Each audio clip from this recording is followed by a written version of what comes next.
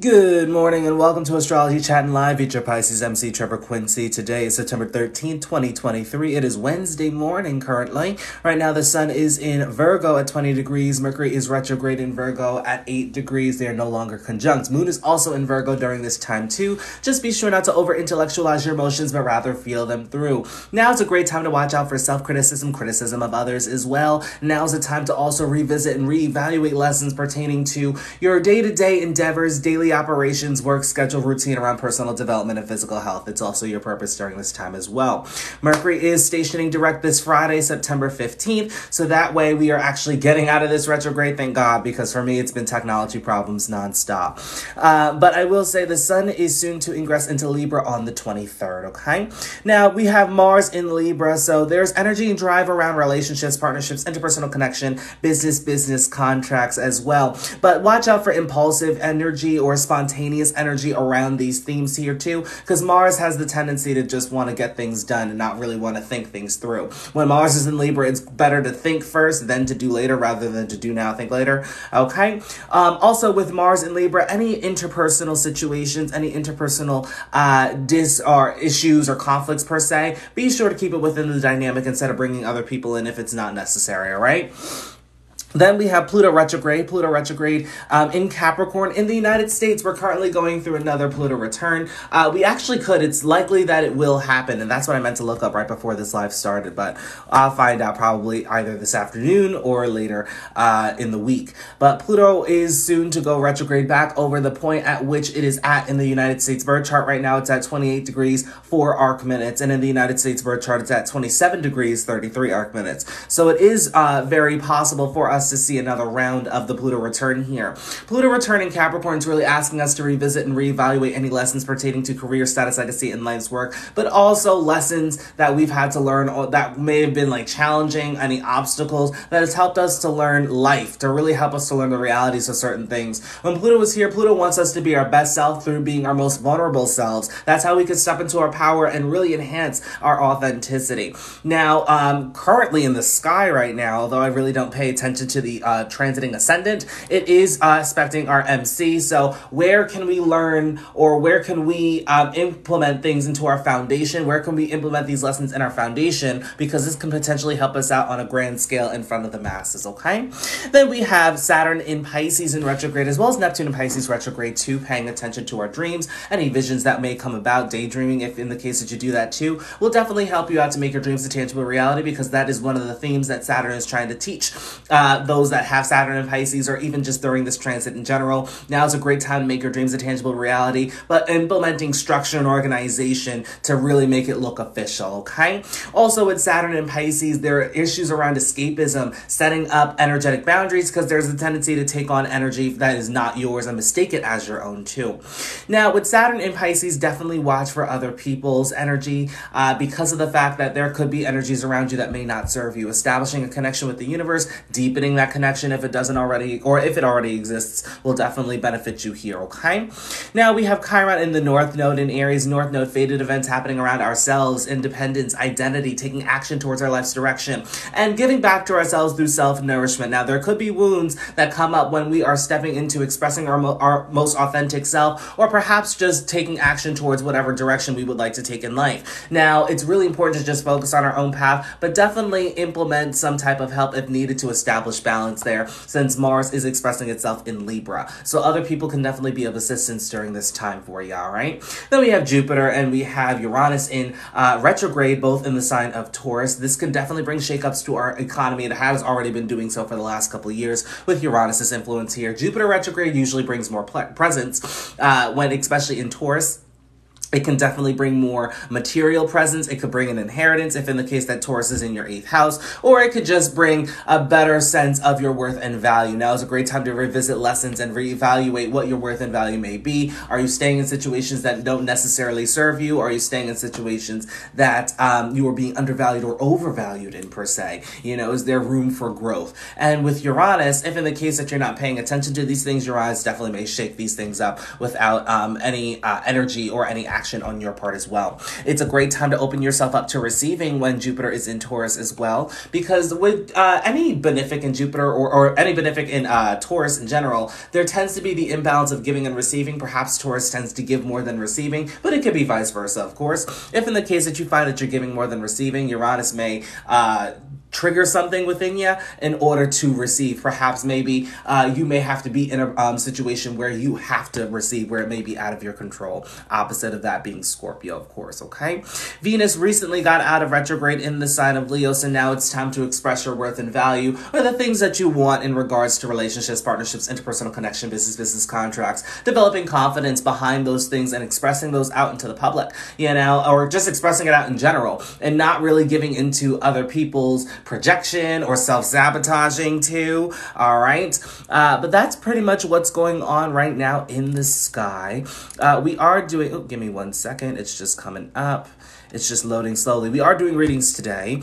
It's only going to be astrology today. I'm not going to do tarot for a little bit. I just want to take a break with it. But it is going to be $15 today. If in the case that you would like a reading, TRZO LLC is where you need to send your donations to. Cash App, Venmo, PayPal, the name is synonymous through all 3 platforms. Just be sure to include your birth date, time, and location, like the example that you see below. We'll add you to the queue. For international birthdays, just be sure to format that month, day, year instead of day, month, year. And of course, if you forget to send your birth information, it's okay. It happens. Just be sure to Instagram me at TRZO, TRESCZO. And for those that would like a free reading could be given out to the first person who can correctly answer the following. According to Chinese astrology, what year would you need to be born in to be considered a wood ox? According to Chinese astrology, what year would you need to be born in to be considered a wood ox? Okay, so I'm just waiting. You can take your guesses in the description. If in the case that you have any questions pertaining to astrology, you could also answer those too. I'm going to have a Q&A session today as well. So if in the case that you have a question that you may have in regards to your chart or just any question in general, just feel free to ask, okay? But in the meantime, where's everybody from? How's everybody doing? We made it halfway through the week. I feel like September's going very quick, by the way, you know, because I was talking to my brother yesterday. I'd say maybe 2-3 days ago, and I was like, we're already a third through September already. And I recently moved, but I've been down here for about 3 weeks now, and it just seems as though the time is just flying by, because I remember, it feels like yesterday that I just got here, but I've been here for almost a month now, and I'm really grateful. I'm really happy to be here. I'm really happy to be down here, but today's a little gray outside. I mean, the sun's starting to come up. It's starting to get bright outside, but yesterday into this morning, we got a little bit of drizzle. So that was the first time that it did rain here, but it dried up before I even woke up. So look at God. All right, so let's see if we have anybody so far, because everybody seems quiet today. Let's see here. Hello, everyone. Hello, hello, hello. All right, everybody just seems quiet today. That's no problem. It is the morning. Out of 1985, you definitely looked it up, but yes, that is correct. That is correct. The goddess key. Let's see here. Probably people were looking it up. Let's see. But yes, the correct answer is 1985. 1985. It reminds me of a song, but it's not 85, it's 65, because my roommate listens to 65 Love Affair a lot.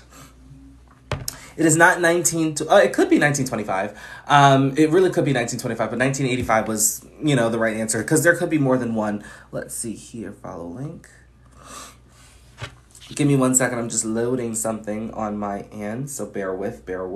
But the goddess key got it first, 1985. 1925, I'm just double checking because there could be multiple answers to this. Why is this making me...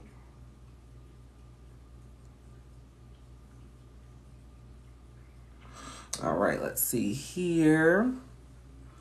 All right, going here.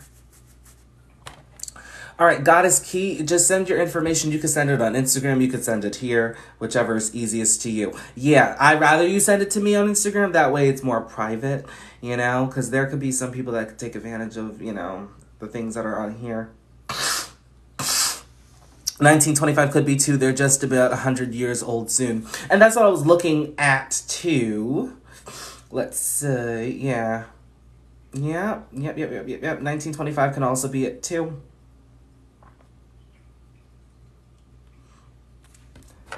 12. Yep, 19. Yep. Okay, one moment. Gotcha. How accurate do you think Chinese astrology is compared to Western astrology? I'm still novice to it, because for me, I think a metal ox. And there are things that I resonate with the ox, but then there are things that I don't quite resonate with, is because I know Western astrology so well. But it does correlate. Like if you get into Chinese astrology, my friend actually, I think it's called feng shui astrology, which is a little bit different, but it uses the same themes and things like that. And we're learning it together. It's a lot that goes into Chinese astrology, a lot that goes into feng shui astrology as well. And it's a lot that you don't even realize. Like, they take the directions, like certain directions are beneficial for you, certain aren't. I know for me, I think like my success direction is different than my health direction, and you have all those. But I think there's a website, and I don't know it at this time. I'll be sure to share with you guys once I get it. Let's see here. What would your interpretation of Lilith in the first house be? Lilith in the first can be in excess qualities of focusing on self-identity, independence, taking action towards your life's direction. Very ambitious energy here, but it's really important to reel that back. You may be so into doing these things that you forget to balance that out with other people, allowing help to come in, open yourself to receiving as well. You may be fixated on doing everything on your own. So it is really important with Lilith being in the first, because there are issues with suppression and repression of these qualities from early on. So as a result, you kind of do things on your own instead of allowing people to help you out as well. So there just needs to be the balance between the two, okay? All right, I got the Goddess's Key information, and then I also got a Cash App. So look at God. I'm just going to add Crimson to the list as well. But the list is still very open if anybody would like a reading. As I said, it's 15 doll hairs this morning. If in the case that you like one, just be sure to send your donations over to TRZO LLC, Cash App, Venmo, and PayPal. All applicable. Just be sure to include your birth information, like the example that you see below. And for international birthdays, just send that month, day, year. Okay? All right, we're going to get to the Goddess Key. I don't know this. We're going to wait for that to load. Hello. But you have to accept the invite. I did. Well, it didn't show me that I needed to accept an invite. It still pulls up on my end. I got it. I got your information. All right. The Goddess Key. Oh.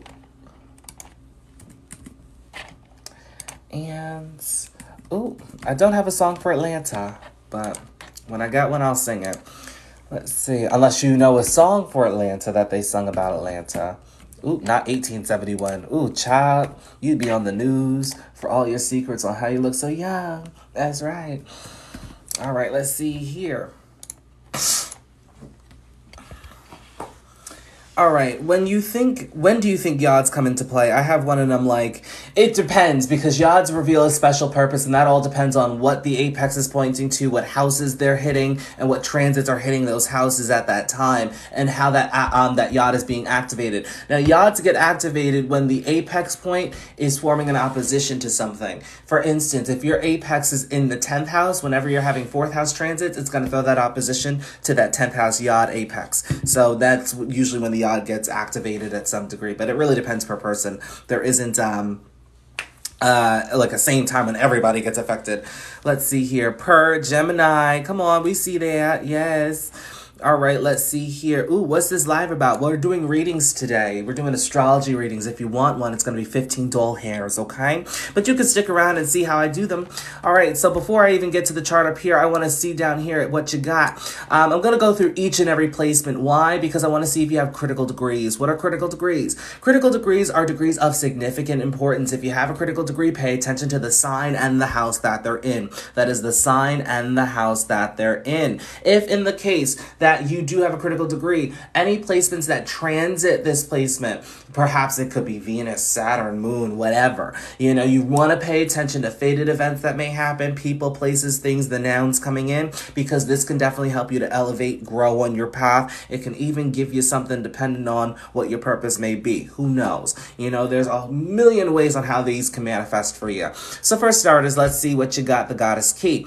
Sun 25 Gemini, Moon 10 Aries, Mercury 20 Gemini, Venus 5 Gemini, Mars 18 Aquarius, Jupiter 28 Leo retrograde, Saturn 29 Taurus. Saturn is at a critical degree.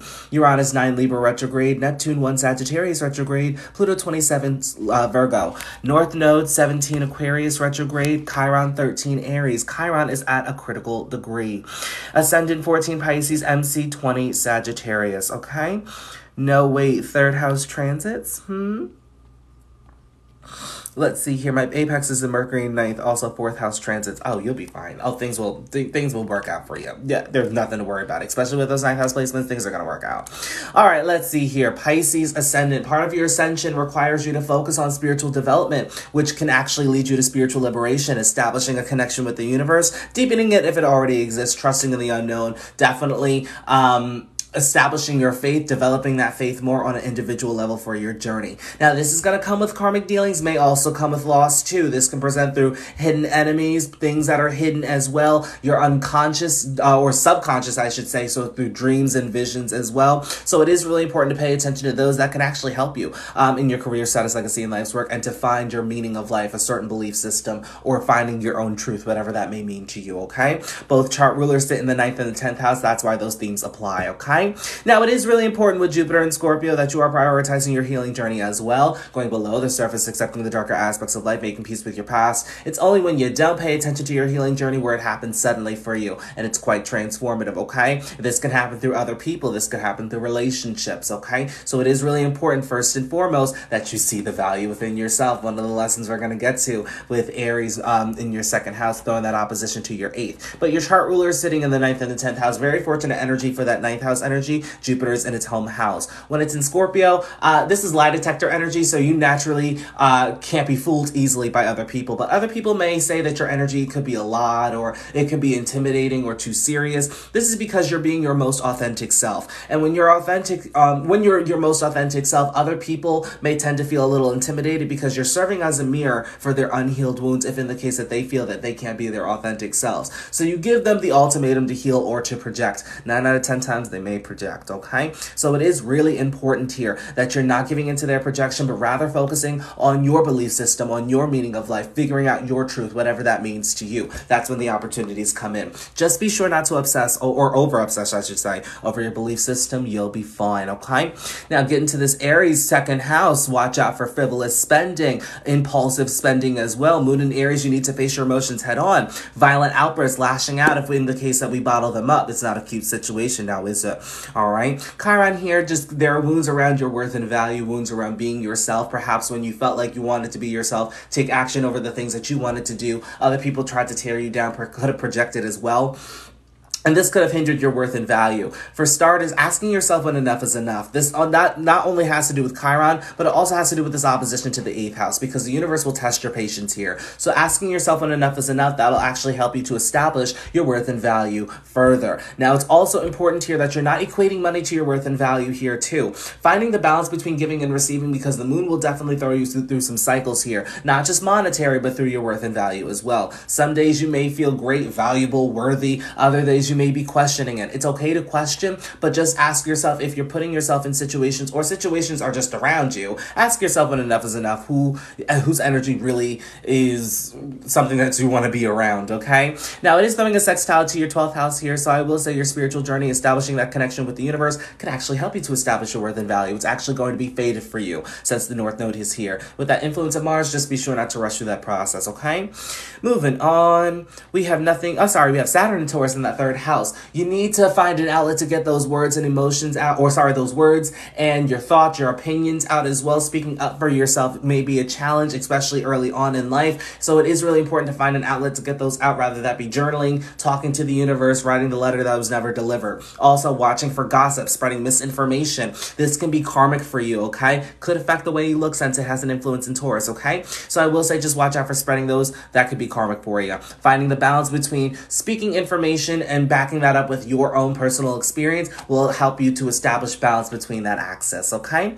Then we have Venus, Mercury, and the Sun. Major focuses on your emotional well-being, tapping into your nourishing energy, really focusing on home and family, feeling your feelings and your emotions, really learning yourself at a foundational level. There's a lot of intuitive nudges can definitely help you out, not in just your emotional well-being, but in your career, status, legacy, and life's work. Be sure not to over-intellectualize your emotions, but rather feel them through, okay? With Venus here, I'm not gonna lie, Venus tends to bring that energy of presenting a good face to the public, but then behind the scenes, it's messy. I'm not saying this is you. This could just be family. This could be early childhood, that there were situations that were happening in the home, but then behind the scenes, there were things happening in the home, but to the public, you're presenting that great face. Okay, so it is really important here that we are looking at your emotional well-being and not kind of putting on a mask to the public, because eventually it will get, it will come to pass. It will come to light, okay? Because there's a Saturn influence here too. Although Saturn's in the 3rd house, it is in conjunction with that Venus placement. So just be careful. All right, moving on. Oh, I also will say, Mercury and Gemini here, jack of all trades, master of none, but you'll always do it better than the master of one. Very emotionally intelligent. Just be sure to pay attention to your ideas. They could help you out within your career, status, legacy, and life's work as well. Nothing in Cancer, nothing in Leo. Pluto in Virgo in that 7th house. Very powerful when it comes to relationships, partnerships, interpersonal connection, business, contract, marriage, and union as well. It is really important not to over-obsess over these themes, as well as your personal development journey, daily operations, and work schedules, and routines pertaining to those as well. Now, with Pluto in the 7th house, it is really important that we're letting go of any expectations or control within the relationship dynamic. Business-wise, very powerful. Not even worried about that. But there is a T-square energy here. Pluto sitting at that apex, so tapping into having the relationship with yourself. Best relationship that you can ever have. Letting go of any control issues pertaining to not just relationships, but yourself as well, will actually help you to alleviate any inner conflict and tension that you may be having. With Uranus in the 8th house, sudden changes, as I said, if not paying attention to your worth and value, sudden shifts, sudden transformations can definitely happen. Sudden inheritance can also come in. Just watch out for spending, because with Uranus's aspect to the 2nd house, sometimes there can be a tendency to spend more than what is coming in, okay? Let's see what else is going on. Already did that. Sagittarius MC, you're here to point the collective in a spiritual direction, so it is important to figure out your own belief system, your own philosophy, and really expand on that as well. Other people may come to you for advice. Other people may come to you because of the wisdom that you carry as well, or because of the experience that you carry as well. You are meant to speak about your experience to the collective as well too. Okay, could be a great teacher, a guru, could do work in spirituality. 10th house ruler is in that 9th house, so it's 12 places from itself. Paying attention to your unconscious qualities or subconscious as well will definitely help you within your career, status, legacy, and life's work. All right. Last but not least, before I let you go, you have North Node in Aquarius conjunct Mars. So there is a fated energy to really tap into your spiritual side, your spiritual journey. You come from an energy of doing things in the practical, in the mundane, and now it's time to have faith and really get the vision of what it is that you'd like to do, going with the flow more instead of trying to work, and it's making it about the process, essentially. It's really about the vision here. And with Mars here, there's a lot of energy and drive to figure out who you are at a pure soul level. Now, with this being an Aquarius, you definitely have an unconventional way of approaching spirituality, or perhaps just your journey with the universe. It is important not to rush through this journey, despite how sudden, quick, or awakening or awakened this may be. But I say awakened because Aquarius represents the great awakener in astrology. But with Mars here, just be sure not to rush into certain things, because it can lead to psychological damage if not careful. Okay? But that's pretty much all I'm seeing for your chart for the most part. Thank you. Okay, all right, let's go back here because we may have more names to add. For those that are just coming in, hi, how you doing? We're doing live readings today on TikTok. Look at God. If you would like one, it's only going to be 15 doll hairs, so just be sure to send that to TRZO LLC, Cash App, Venmo, PayPal. The name is synonymous through all three platforms. Just be sure to include your birth information, date, time, location, like the example that you see below. For international birthdays, just be sure to format that month, day, year instead of day, month, year. And then if you forget to send your information, that's okay. Just be sure to Instagram me at TRZO, TRESCZO. All right, Crimson. We have Crimson. The Crimson Chin. That's the first thing I think about. I'm sorry. All right, let's see here. Oh, we got a native New York.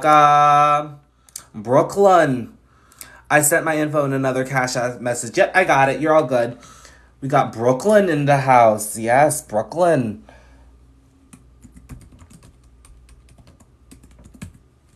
All right, it's Brooklyn, New York. I used to live in Brooklyn. I used to have to take a Q train because I lived in Flatbush, and I don't like local service. I don't even like the yellow line. I said what I said. Is it possible to predict death? You could, but I'd rather not, because then that can embed in your subconscious. Again, it really depends on who's analyzing your chart. I'm not reading death. Absolutely not. I'm not about to put some things on your subconscious. Absolutely not. Got me messed up. 192 and 110 in the morning. I don't like the yellow line either. Yeah, no, but it's because, I don't mind it in the city, in Manhattan because it's express. But once you get to Brooklyn, it's too local. I love me a B train, but I don't want to get off at Church and walk. You know what I mean? I'd rather just the B train stop at Cortell U or Beverly, but that's when I was living in Flatbush. When I lived in Washington Heights, that was an A train or a 1 train, and I hated living up there. Oh my God, no matter what. I like the A train and the 1 train because it skipped, a substantial amount of services, but I'm oh my God, I just couldn't stand living up there, too north. And then I lived in the financial district where I had everything. I lived at Fulton Street, so I had the A, C, 2, 3, J, Z, NQR, A, B, C, D, E, F, G. I had everything there. So I liked living in the financial district. But I don't live in New York anymore because its cost of living is really giving 4 arms and 3 legs per month. And I just can't mutate that quickly. All right, let's get to your chart. Let's see here. Sun 24 Libra, Moon 29 Gemini, Moon's at a critical degree. Thank you for the gift. Mercury 14 Scorpio, Venus 26 Scorpio, Mars 17 Cancer, Jupiter 1 Libra. Jupiter's at a critical degree. Saturn 11 Aquarius, Uranus 14 Capricorn, Neptune 16 Capricorn, Pluto 21 Scorpio. Pluto's at a critical degree. North Node 24 Sagittarius retrograde, Chiron 21 Leo. Chiron's at a critical degree. MC 12 Leo, MC and Midhaven 0 Taurus. MC Midhaven's at a critical degree. All right, let's see what's going on up here. All right, before I do that, I just want to add a name to the list. Ooh. All right. All right, Leo Ascendant. Part of your ascension requires you to focus on building up your confidence, expressing yourself, putting yourself out there, and not dimming your light because of other people or because of self-sabotage. I see you. I just want to see if Chiron is retrograde. You got lucky, but it's still at a critical degree, so I'm still coming for you. With Chiron here, other people definitely try to dim your light, try to tear you down, just for you expressing your authentic self. It is really important to not only express your authentic self, but to have fun with life's recreation, enjoy life. Also focus on yourself, your identity, your independence, taking action towards your life's direction as well. It's what helps you to heal yourself. Look at God. First house ruler, chart ruler is in that 3rd house of communication, community, developing your skills. Siblings, cousins, your immediate environment will also have an influence here too. Now, Jupiter here in Libra, definitely the bee's knees, if you ask me. It gives you a nice natural balance because the 3rd house is all about intellect. The 4th house, Jupiter, the 9th house, is all about experience. So you naturally back up your information with personal experience, which is great. Makes you wise, makes you very informative to the collective at large. Plus, everybody likes to hear what you have to say with Libra being in your 3rd house. Also could be artistically inclined, could be a singer-songwriter, also could do work in entertainment if in the case that you wanted to. Okay? Now, your sun, you're developing, you're becoming, will definitely help you in your career status, legacy, and life's work. Now, whatever you're building within your career status, legacy, and life's work definitely will be around for a long time, so patience is required, okay? Just allow other people to help you out. out. Other people will give you resources, but you have to open yourself to receiving. So no doing it all by yourself. That's what I said. All right. Now you do have an opposition with Saturn here. So a karmic lesson for you is having a relationship with yourself. You do yearn to be understood in relationships, partnerships, interpersonal connection, business contracts, but you have to have an understanding of yourself before you get into a relationship, yes? Having a friendship will definitely benefit you before getting in a relationship, making it deeper, but having a friendship, understanding yourself, having that relationship with yourself first will definitely establish that balance and then can actually usher in a relationship for you, okay?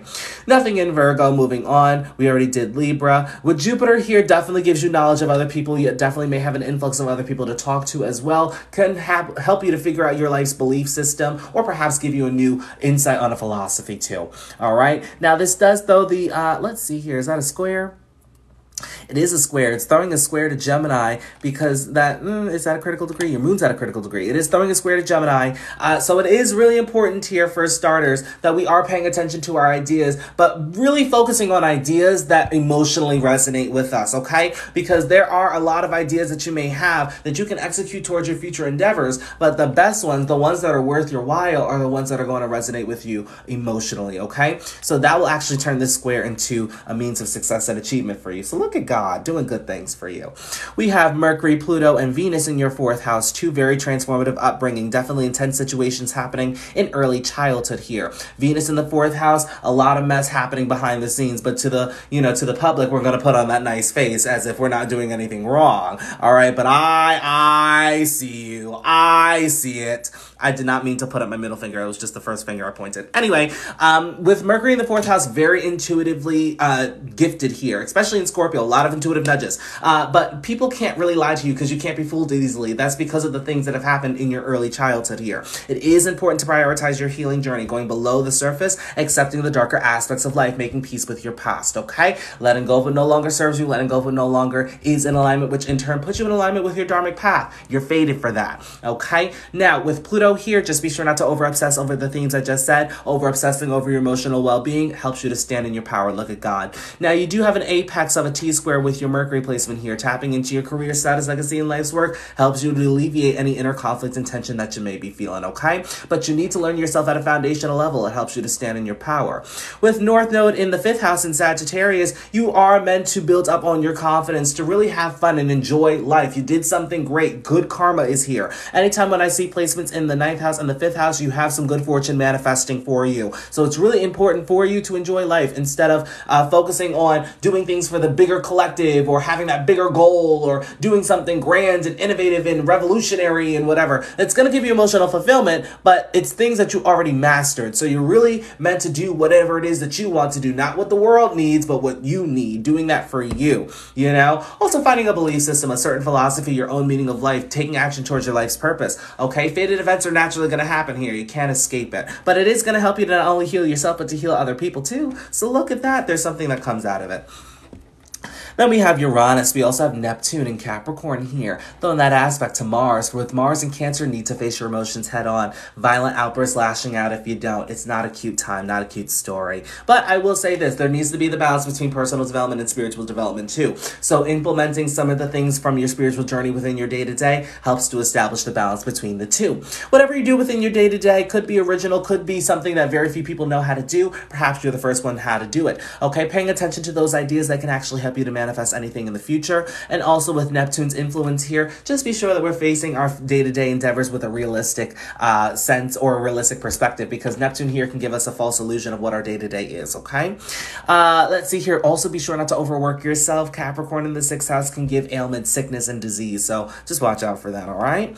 Moving on, we have Saturn Aquarius. Already talked about that. Karmic lessons with relationships, partnerships, interpersonal connection, business contracts. It's really important here to understand yourself and to have a friendship with yourself, a relationship with yourself before getting into a relationship with other people. Saturn and Aquarius, Saturn does better in Aquarius than it does in Capricorn, so look at you. But I will say here for business, does great. Does it start off easy? Not necessarily, but it gets better over a span of time. But when Saturn is in Aquarius, all you need to do is commit yourself to something. It's all about consistency here. Once you commit yourself to something, things tend to work out for you better than you ever expected. Okay, but it's all about committing yourself to something. Committing yourself to something.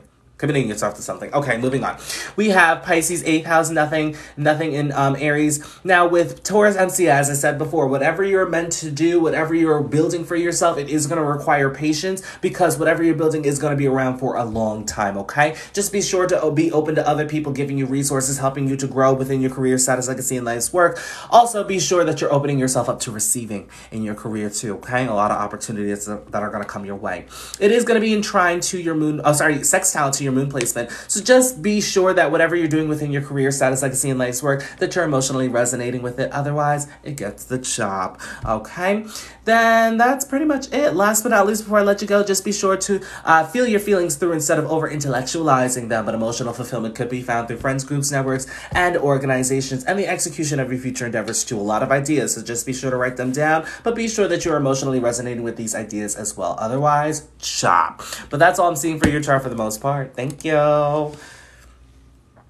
How do you define critical degrees? I define critical degrees of degrees of significant importance. So there are important degrees, and you have them for a reason. Any transit usually brings some type of information that can help you to evolve, elevate, and grow on your journey, or it can just be a fated event depending on where it sits on conjunct to your North Node or something like that. I wouldn't consider them to be necessarily karmic. You know, that may depend on the sign more than like the actual just critical degree in general, but each modality has their own critical degree. Not each sign has its own critical degree, but each modality has its own critical degree, and every sign has a critical degree of 0 and 29 degrees, representing beginnings and endings, okay? What's my opinion on gossip, and how do you react when people talk behind your back? I don't anymore, because I've been gossiped and talked about from a very early age, and I feel like that was preparation for now. I'm sure that people talk about me. I don't really give into that much, because it has nothing to do with me. That's not my business, you know? And I do believe that when you do gossip about somebody, what goes around comes back around. So you know what? It's just free publicity. It is. I feel like the best thing that you can do when you don't like somebody is talk about them, because you're just putting their name out. Okay, you're just making their advertising easier for them. Don't you just love the third house?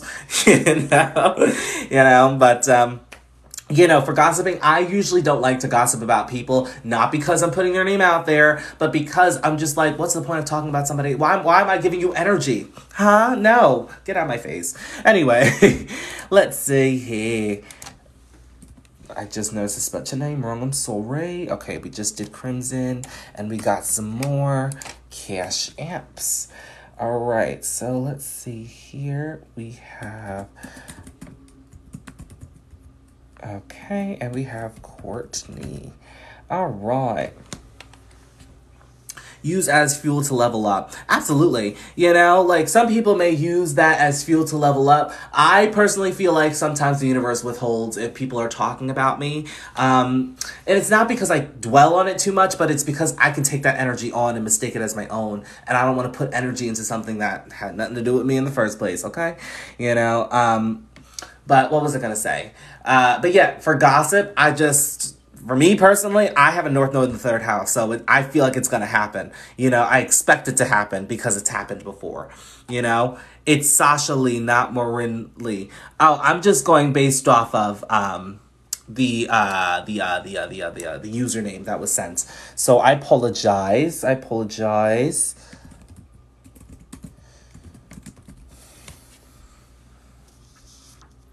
I sent a note in Cash App. Yep, I just opened it now.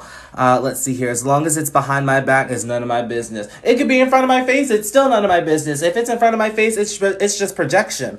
See, here's the thing. Criticism is projection of the unhealed inner self. And if you are giving into other people's projection of you, then you are giving into a false illusion of who you are. That is telling me that you don't know who you are. You are going based off of who you think you are. You know, when other people are projecting, it's because they, whatever you're doing or whoever you are in that moment is not in the alignment of the version that they hold that most serves their version of their selves. Did that make sense? I'm going to say that one more time.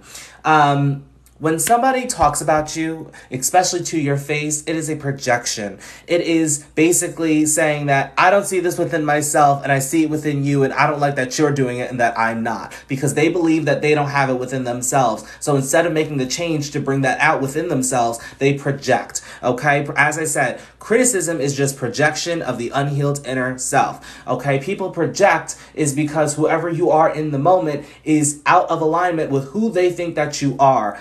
The vibration or the person that they hold, the version of you that they hold to them is not matching the version that is being presented to them. Hence the projection. Don't give into it. All right. Let's see here. Sasha Lee is up next. Sasha Lee. That reminds me of Sara Lee Soft and Smooth Bread, which, by the way, I don't recommend. Not my favorite brand. 1 out of 10. I said what I said. Look, I like Martin's potato bread. I'm going to be real about that. Does anybody else know what Martin's potato bread is? Also, if so, isn't it the best bread that you ever had, ever in your life? Any other bread, I just can't see it. It's just not it. It's just not the blaze noise, 7 a.m. waking up, eating breakfast. All right, let's see what's going on down here. Sasha Lee. Just making sure that I got... Oh, Tatiana, thank you. I got yours. Ooh, did not want to click on that. We don't want to look at Microsoft Edge. Ugh. Let's see here. Tatiana, I feel my temperature rising. Did anybody see the game plan back in, I think, 2007? That's the only reason why I know that song. All right, here we go. Ooh, Cancer Ascendant. Same here. Look at God. Let's see what you got down here. Oh, you're 26 degrees, Cancer. Look at that critical degree. I'm like 6 degrees, so we're 20 degrees apart, but we're still within the same vicinity. All right. Sun 7 Leo, Moon 0 Aries. Moon is at a critical degree. Mercury 3 Virgo, Venus 7 Virgo, Mars 9 Virgo, Jupiter 20 Leo, Saturn 3 Aquarius retrograde. Uranus 10 Capricorn retrograde, Neptune 14 Capricorn retrograde, Pluto 17 Scorpio. North Node 17 Capricorn retrograde, Chiron 1 Leo. Ascendant 26 Cancer, Ascendant at a critical degree. MC 23 Aries. Let's get to this chart. Yeah. Part of your ascension requires you to focus on home, family, processing your feelings and your emotions, prioritizing your emotional well-being, and becoming intelligent within your own emotions. Learning yourself at a foundational level, really asking yourself, who are you truly? Who are you to the core? Yes. With your moon in that 10th house, their major focus is going to be on career status, legacy, life's work, establishing something, building something for yourself. Perhaps you may do this on your own. Now, whatever you're doing within your career status, legacy, and life's work definitely needs to resonate with you on an emotional level. Otherwise, chop. All right, with Moon in Aries, you need to face your emotions head on. Any violent outburst, lashing out can be a result of you not dealing with your emotions or you bottling them up, okay? So it is really important. Plus, for you, this could manifest on a mass scale, like in front of the public. We wouldn't want that to happen now, would we? And with Aries in the 10th house, watch for impulsivity and spontaneity, especially around career dealings. This can lead to setbacks and stagnation, okay? Moving on, we have Chiron, Sun, Jupiter in Leo. We have quite the party here. Watch for frivolous spending here, especially with that Jupiter placement there. Now, Leo in the 2nd house tends to spend frivolously regardless if Jupiter's there or not, but Jupiter tends to spend in excess, so just watch out for that. But money can definitely come through career status, legacy, and life's work as well. But there are wounds pertaining to your worth and value, okay? Now, this could be from your immediate family, from not filling up your own cup, not asking yourself when enough is enough, other people seeing your value, and you not being able to see it within yourself. Okay, so it is important that you're giving back to yourself, filling up your own cup, really replenishing yourself, essentially. That's what helps you to heal yourself, but to heal other people too. Perhaps you may have felt that other people were dimming your light, really stopping you from expressing your most authentic self. That also could have affected your worth and value too. So putting yourself out there, shining your light, not dimming it because of other people's projection, and watching out for self-sabotaging energy as well can help you to heal yourself and to heal other people as well too. Okay, a lot of wisdom can definitely be gained through this too. Let's see what else is going on here. Mercury in Virgo, Venus in Virgo, Mars in Virgo. Very passionate speaker. Other people like to hear what you have to say. So don't be afraid to speak up for yourself, to share your opinions and your thoughts as well. With Mercury in the 3rd, just watch out for spreading misinformation and gossip, okay? And watch out for self-criticism, criticism of others too, with Mercury being in Virgo. There could be the tendency to worry a lot, to overwork your mind, your thought process. Just try not to worry, but it's easier said than done. I'm not going to lie here. But I will say with Mars Mars and Virgo, watch out for the debating energy, arguments as well too, because people may try. They may try it with you. But to establish balance here is really just putting your own experience into whatever information you're sharing with others. That's all. All right, nothing in Libra, Pluto and Scorpio in your 5th house. Power comes when you're developing your sense of confidence, when you're putting yourself out there, enjoying life for its recreation, just as long as you're not over-obsessing with it. This can also come through prioritizing your healing journey, going below the surface, accepting the darker aspects of life, and making peace with your past, essentially. Letting go of what no longer serves you, and letting go of what no longer is in alignment, which in turn puts you in alignment with your dharmic path, okay? Let's see what else is going on here. Nothing in Sag. We've got the party in Capricorn, don't we? We got North Node, we have Neptune, we have Uranus as well. In relationships, you yearn to be understood. You would definitely benefit from having a friendship before getting into a relationship or making that more serious. You may have a false illusion on relationships, partnerships, interpersonal connection, business contracts as well. It is really important here that you are having a relationship with yourself, and B, that you are also focusing on what you can learn with a relationship, because relationships for you could be quite karmic since Capricorn has an influence on that 7th house. I also have Capricorn in the 7th house too. So having Saturn influence on that 7th house naturally comes with like connections that won't work out, people that don't have your best intention at heart, karmic relationships, you name it, is probably there, you know, and it could happen suddenly with Uranus's influence here. But with Neptune here, just be sure to look at that from a more realistic perspective, okay? And not staying in relationships that no longer serve you as well too. Fated events can tend to happen through relationships, partnerships, interpersonal connection, business contracts. There needs to be a focus on career status, legacy, and life's work, okay? And really building up something for yourself business-wise, all right? Saturn in the 8th, definitely confronting fears of intimacy, vulnerability, going below the surface, accepting the darker aspects of life, and making peace with your past. You also need to stop micromanaging things that are outside of your control, okay? But with Saturn in the 8th house, definitely can grant longevity to life, can grant a long life. May not be the healthiest, but it's usually a long life overall. Could definitely represent an inheritance of some sort, may come with a delay, okay? With Saturn in Aquarius, pay attention to your ideas. They can give you ideas that can be around for quite a long time and can actually contribute to your emotional fulfillment journey, okay? So be sure to prioritize your healing journey as well too. That can also contribute to your emotional well-being on a positive note too, okay?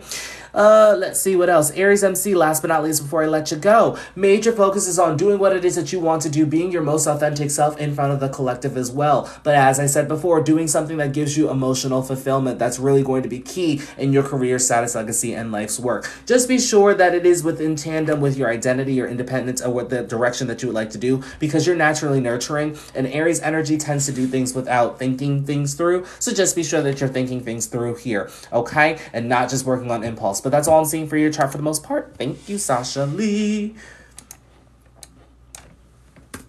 All right, so let's see what else is going on here. We're going through this quickly today. It's more quick. Let's see. Yes, I was reminded to it all throughout school. Interesting. All right, it's not me having Mercury. Oh, that was just a comment.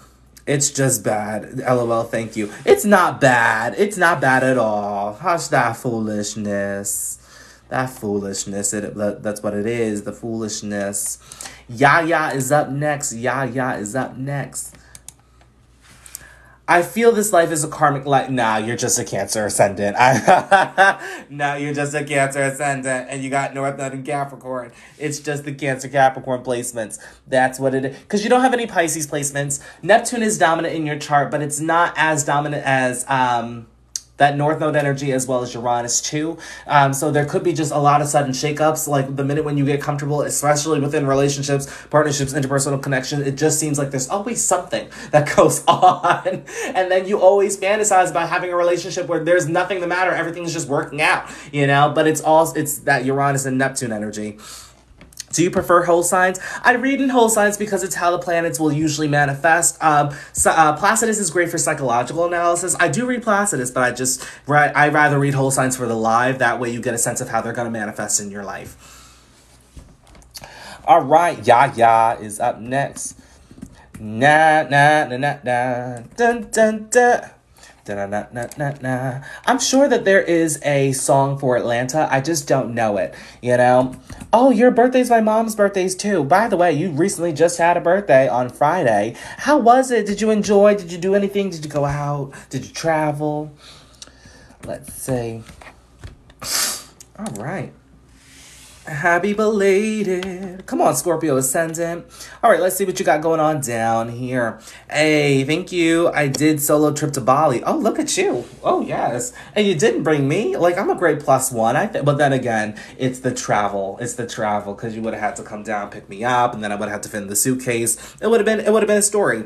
Anyway, let's see here. Sun's at 15 degrees Virgo, Moon 9 Pisces, Mercury 12 Libra, Venus 20 Virgo, Mars 0 Scorpio. Mars is at a critical degree.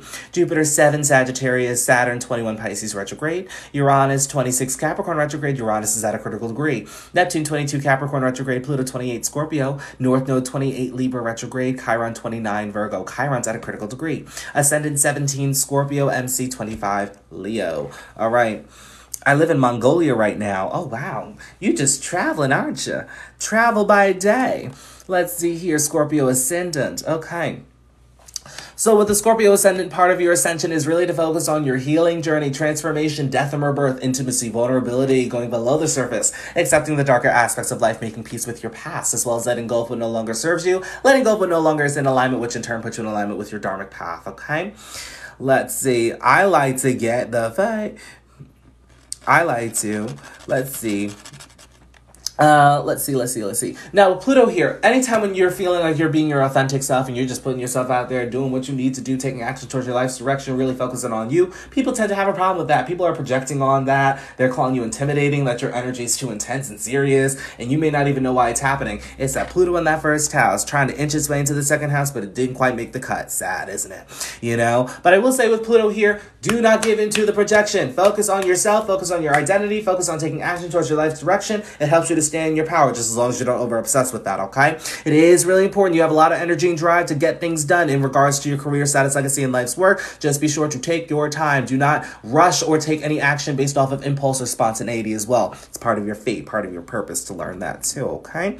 Both chart rulers are in that first house, thus giving you lessons in regards to self-identity, independence, taking action towards your life's direction as well, okay? So this is a you journey. Focus on you, not focusing on other people, not focusing on the projection from other people, because as I said before, other people are only looking at you based off of the version that best serves them, okay? So don't even give into it. Don't even walk down that street, okay? Let's see here. Then we have Jupiter and Sagittarius. Watch for frivolous spending for you here, okay? Sagittarius naturally in the second house can tend to spend frivolously. Then you throw its house ruler in here? No. You know, so watch for frivolous spending. Also watch for the lecture Larry, preachy, teachy energy. With Jupiter and Sag, like you guys do have a lot of experience, but you guys like to talk about that experience as if it's the only experience out there. I said what I said. So just watch out for that energy. Know your audience, okay? But very wise, very experienced. I go to you for advice. I would want to know the experience, but that's because I have a South Node in the 9th house. I'm very comfortable with 9th house energy. But I will say here, with Jupiter in the second house, major abundance or major opportunity to learn about your worth and value, as well as really gaining some income for yourself, okay? I will say here, just be sure not to equate money to your worth and value, finding the balance between giving and receiving, okay? Especially in Sagittarius, you tend to give more than receiving, so opening yourself to receiving, abundance is coming in for you. You ate that. I'm learning. Look, I said what I said. You know, I get protection from my family, which makes me feel alone. I'm going to get to that 4th house in a second because we're going to talk about Aquarius 4th house in just a second. We have Uranus and we have Neptune and Capricorn here. Very progressive in your thoughts, in your mind, in your communication skills as well, how you may present yourself in intellect. With Neptune here, there's a false illusionment on what it means to be a great speaker, to really do something or make an impact in your local environment. This can even mean to find success with where you are locally. Now, there's a lot of ideas here that actually may even come from the divine, quite progressive, that can help you to execute any future endeavors that you have for yourself, which is actually part of your becoming, okay? Other people are going to help you out here, so you're not meant to do it by yourself. No need to stress, worry. Watch out for self-criticism, criticism of others here too, okay? But that your 3rd house energy is actually working towards your future endeavors for you. So I would just say, any ideas that you have, write them down. But when you're sharing information with other people, it may be progressive. They may not get the message until like days, weeks, months later. So that's just the Uranus energy there, making you progressive.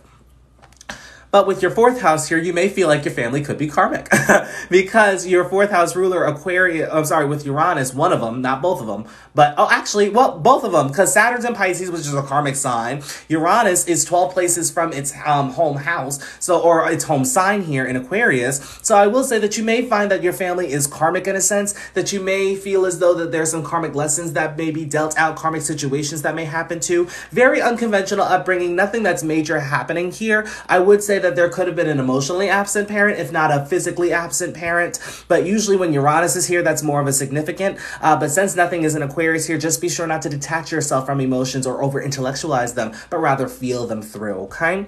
Yes, the patterns in my family are insane. See, I want to be nosy, but I can't be too nosy because then I'll take on that energy, and I'm not trying to do that. I'm trying to be delivered from the Lord. Yes, God.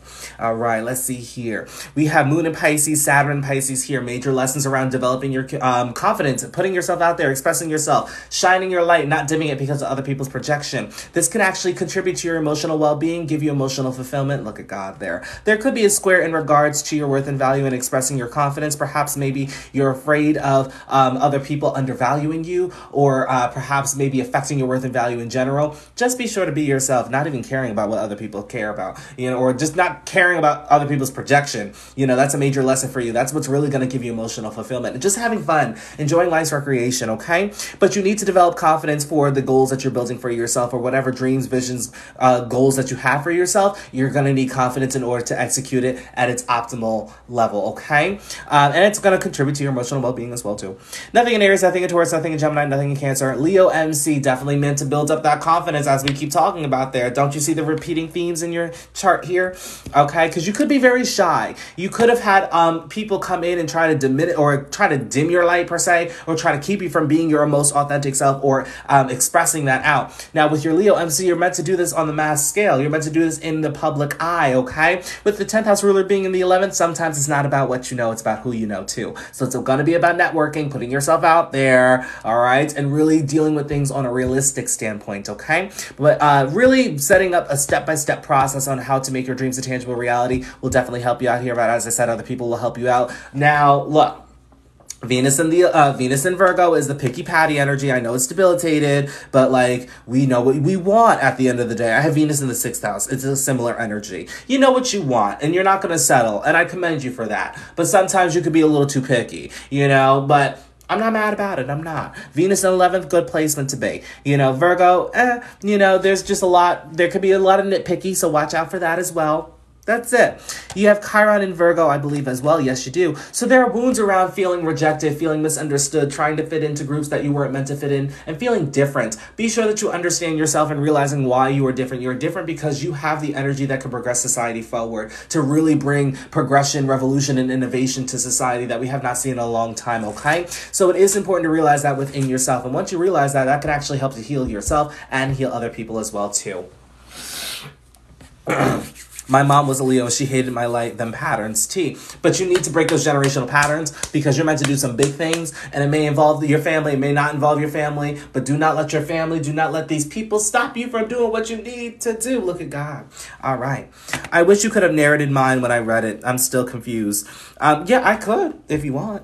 Let's see here. Now, moving on. Oh, with Chiron and Virgo, there are also wounds around criticism, perfectionism, and critique. So perhaps people have tried to, I don't like how you say this, or could you say like this time? Why'd you have to come off like that? You can present as if you got it together even though you don't. When you need help, other people kind of sneer at you, like they always got something to say, they always got an expression. Don't give in to that. Focus on your personal development journey. Focus on being the best version of yourself that you could be. That'll also help you to heal yourself and to heal others as well.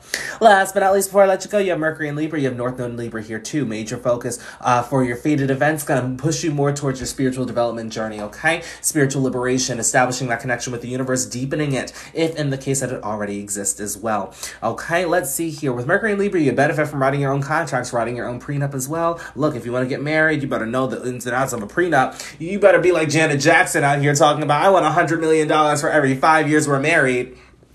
And if I give you an heir, that's another 100 million. You better bank that. All right.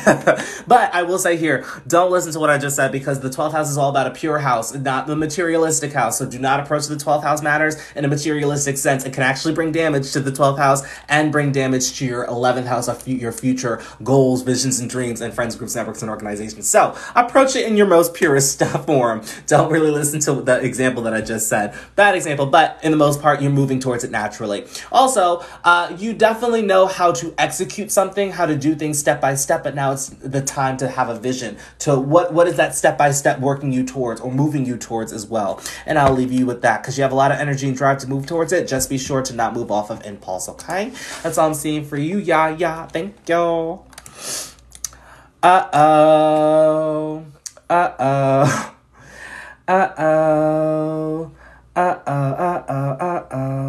Boom, ba-dum, bum, bum, ba-dum, ba-dum. All right, so we have new people. We have Bellin. And we have, let's see, Minya. All right. Thank you so much. Of course. How do we get a chart reading? Good question. Readings are going to be $15 today. All you have to do is donate those 15 doll hairs to TRZO LLC, Cash App, Venmo, PayPal. The name is synonymous through all 3 platforms. Look at God. Just be sure to include your birth information, birthday, time, and location, just like the example that you see below. To register for international birthdays, just be sure to format that month, day, year instead of day, month, year. We're not in Europe. And then if you forget to send your information, that's okay. Just send it to my Instagram at TRZO, TRESCZO. All right, I'll definitely do one. We love that. I think this is going to be the last call because I don't think I'm coming back later in the day, depending on how all else goes today. I may not be coming back later on. I may just go back to doing readings once a day instead of like 2 times a day because it's a lot. It is a lot to do, a lot of energy. Is this going on now? Oh, yeah, no, this is going on now. So last call. So after Courtney's reading, after I finish Courtney's reading, if in the case that you're on the list, I'll do those people. And then if you send it during Courtney's reading or before Courtney's reading, like what I'm talking right now, you'll be on the list too. But after Courtney's reading, when I say readings are closed, don't go trying to send a donation because we see you, okay? All right, so Courtney's up first. Courtney, let's see here. Got your information here. Courtney, did you send to my Instagram? Well, we're going to find out, aren't we? Oh, did it? Yes, I did. Okay, great. Well, which one did you send it to? Oh, you probably sent it to my other one. I feel like I want to sneeze, but I'm like, it's like right there, but it doesn't want to come out. All right, Courtney, I got your information. All right, Richmond, Virginia. My brother lives close to Richmond. I don't think he's in Richmond. He's in North Chesterfield, I believe. That's around Richmond, right?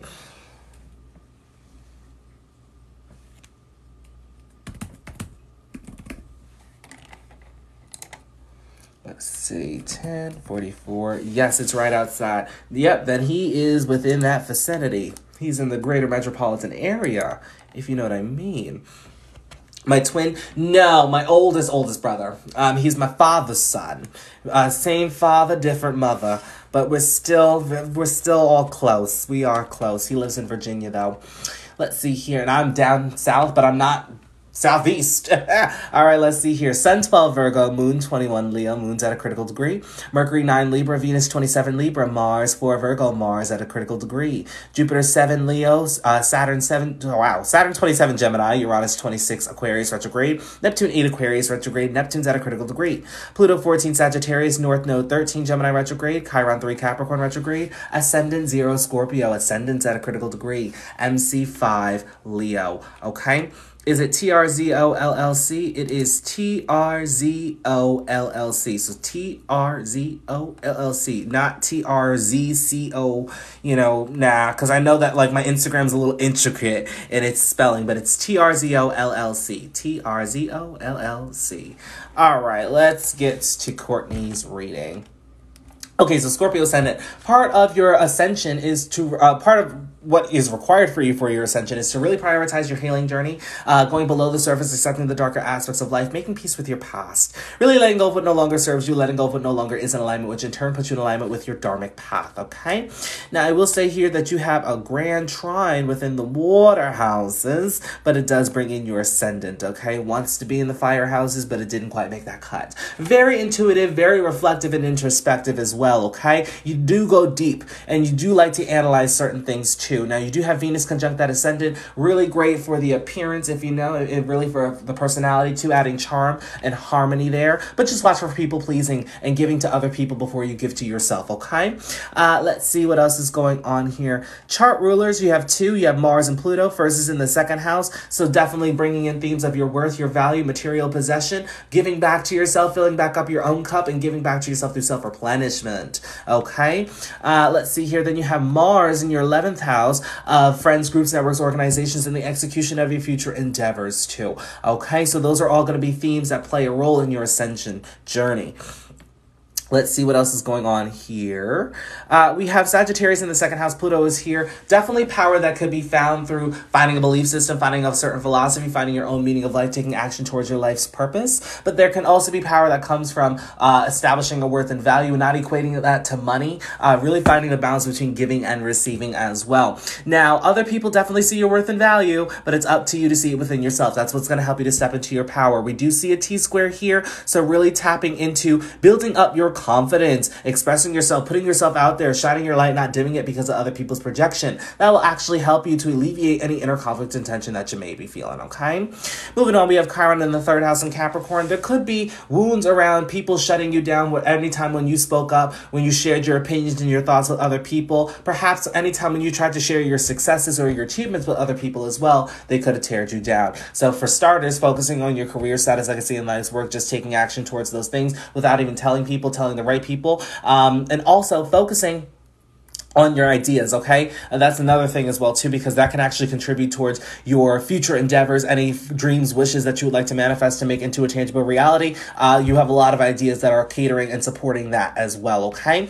But once you focus on that and finding an outlet to best get those words out, rather that be journaling, speaking to the universe, writing the letter that was never delivered, whatever works for you, that's actually going to help you to heal yourself and to heal other people too, okay?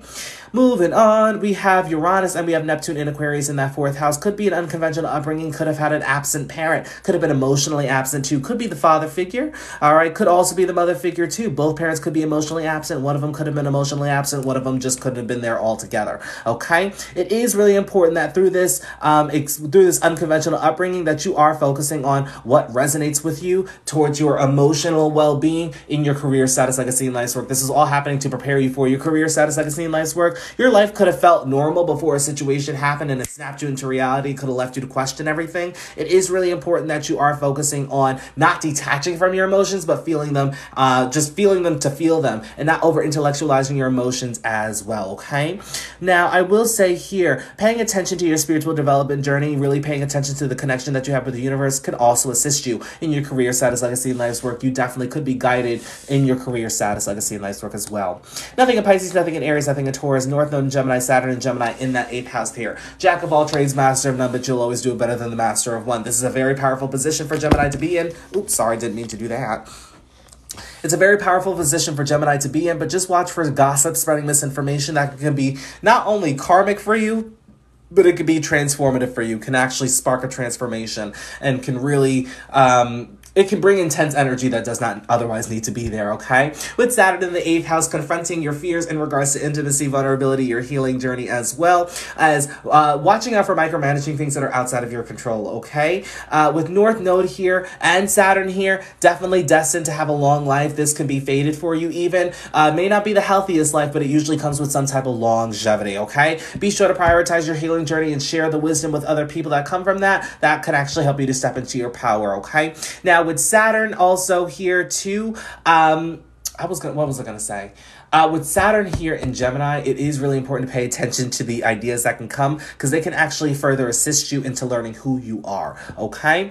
Let's see what else. Oh, you do yearn for deep connection. You do like to get to the bottom of things, but just be sure that we're not taking any old thing as fact, okay? Moving on, nothing in Cancer, Leo, MC, Jupiter, and the Moon. So anything that you're doing within your career, status, legacy, and life's work is going to require that emotional well-being to be fulfilled. Otherwise, gets the chop, okay? A lot of opportunity to grow within your career, status, legacy, and life's work. Part of your mission in this lifetime is to help the collective to grow in their confidence and to express their authentic selves, which means that you're going to go through your own confidence building journey, okay? You may feel shy in the beginning, especially early on in life, but as you progress, especially in your spiritual journey, this is actually where the confidence can be developed from, okay? Let's see what else is going on here. 10th house ruler is in the 11th house, which means it's not all the time about what you know, but about who you know too. So networking, putting yourself out there, getting to know other people, and putting yourselves in these groups, perhaps it could even be friends as well, can help you in your career, status, legacy, and life's work. Just be sure not to rush to execute any future endeavors or rush in or out of friendships as well too. Watch out for self-criticism, criticism of others, or overworking yourself to your detriment, okay? Last but not least, before I let you go, we have Venus in Libra. We also have Mercury in Libra too. Very chatty subconscious, paying attention to your dreams, your visions, or any daydreams that you may have as well too will definitely help you, especially in your healing journey, okay? Now, I will say with Venus here, this can bring some karmic energy around feminine energy, not women, but feminine energy in general, okay? Now, this could also come through from your healing journey too. It could be an assistance from healing. There could be some karmic lessons in regards to relationships. Karmic relationships can also be seen here too.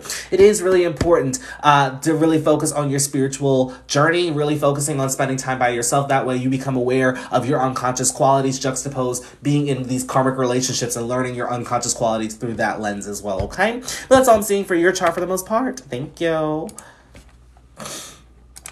All right, everybody. Readings are closed. Readings are closed just like that. All right, I know I do have people on the list. I struggle with finding a career that I love. It's really, okay, for you, it's really about what gives you the energy and drive. It's really going to be about what you feel most confidence doing or how you express yourself the most authentically. That is really what's going to lay out what career is best for you, what allows you to be your most authentic self, and who's going to allow you to express yourself and to just be yourself, however you deem that, okay? I sent the payment before the reading. That's fine. I'm just getting to the list now just to see who else sent. Let's see, Minya, and then I have Michelle.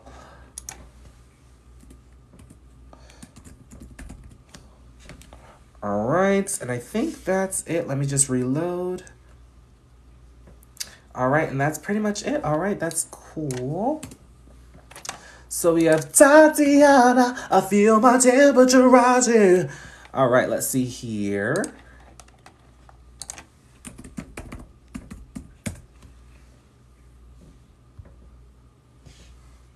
Hey, thank you. Come on, Winter Park, Florida. Have you ever seen Identity Theft? That, I don't know why that's the first thing that came up. Or Identity Thief with Melissa McCarthy and I think it's Jason Bateman is his name. But that's the first thing that came up when I heard Winter Park, Florida. My subconscious is really funny sometimes. All right, let's see here. Never seen it. Yeah. I think it came out 10 years ago, something like that. Yeah, if you watch it, you watch it. If you don't, you don't. Okay, Aquarius Ascendant, you're the first one of the day. Let's see what you have going on down here. Sun 23 Scorpio, Moon 29 Scorpio, Moon's at a critical degree. Mercury 12 Scorpio, Venus 8 Scorpio, Mars 13 Aquarius, Jupiter 15 Cancer retrograde, Saturn 12 Gemini retrograde. Uranus 21 Aquarius, Uranus is at a critical degree. Neptune 6 Aquarius, Pluto 14 Sagittarius, North Node 28 Gemini retrograde. Chiron 27 Sagittarius, Ascendant 8 Aquarius, Ascendant is at a critical degree. MC 23 Scorpio. I DM'd you on IG. All right, you're all good. You're all good. All right, let's see here. Aquarius Ascendant, part of your ascension requires you to focus on friends, groups, networks, organizations, and the execution of your future endeavors. You may feel different for a reason, perhaps misunderstood as well. It's really important that you understand yourself. Sudden changes can definitely come to self-identity, independence, taking action towards your life's direction as well. You do have a lot of energy and drive. Just watch out for any impulsive actions or spontaneous actions as well. Perhaps you may not be clear about what direction that you would like to take in life, becoming connected connected with the universe, really deepening that connection if it already exists can definitely assist you here. Not only that, but it can also help you to grow within your career, status, legacy, and life's work as well. Chart ruler, you have two of them. First is in that first house, so self-identity, independence, taking action towards your life's direction, as well as giving back to yourself through self-nourishment is going to be expanded here.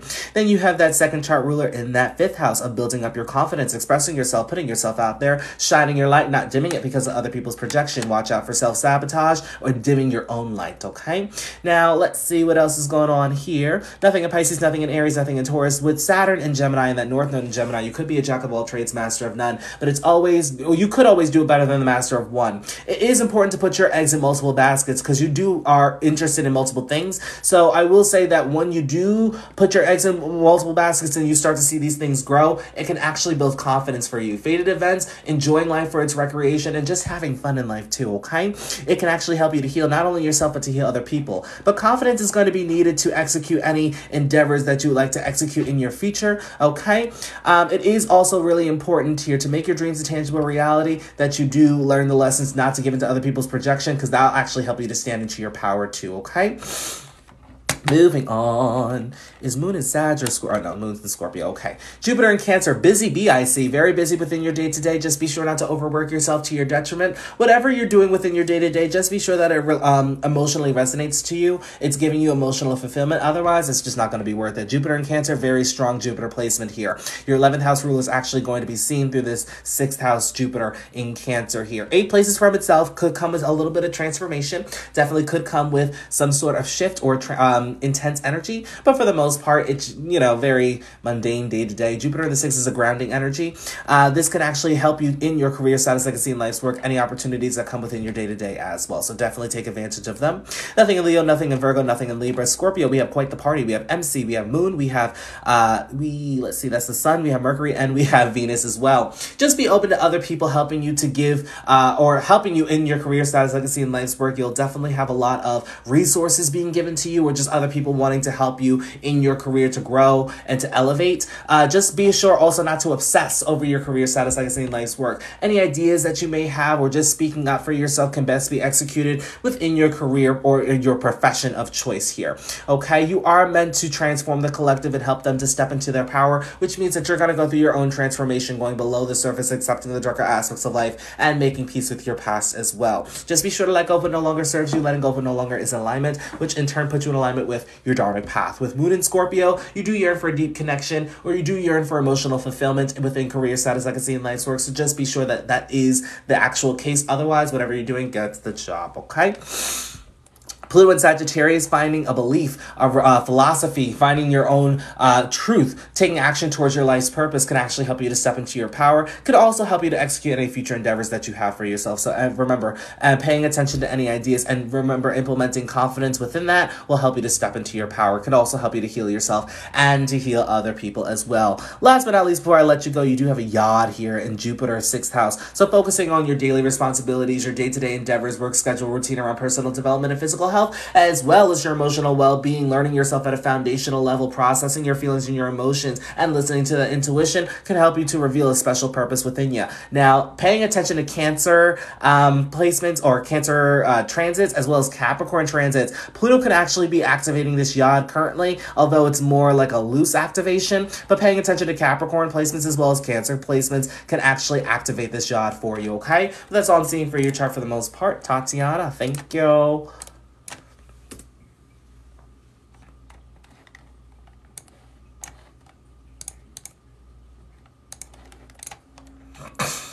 Let's see. Are you doing a personal reading? Well, readings are closed for today because I have been on for about the last hour or two, but I shall be back on Friday.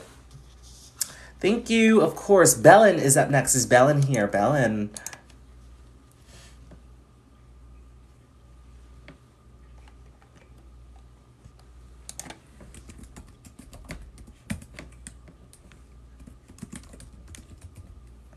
Belen is here. Great.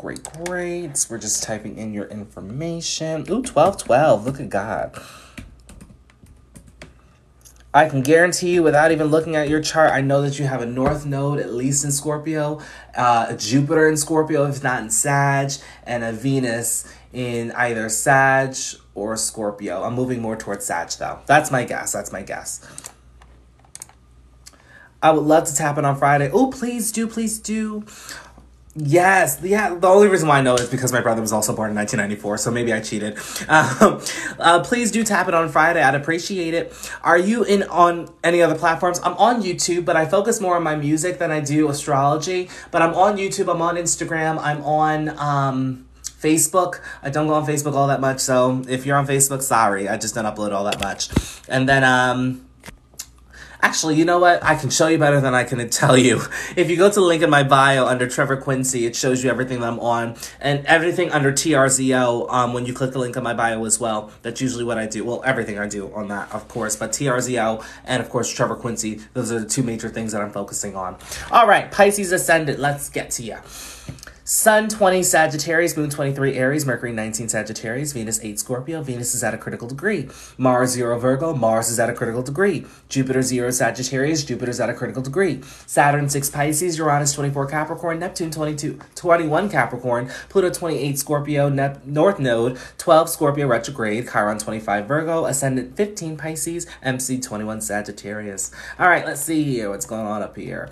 All right, Pisces Ascendant, Bellin, part of your ascension really requires you to focus on your spiritual journey, which leads you towards spiritual liberation, establishing a connection with the universe, deepening that connection if it already exists, trusting in the unknown, as well as developing faith for your individual journey and spirituality.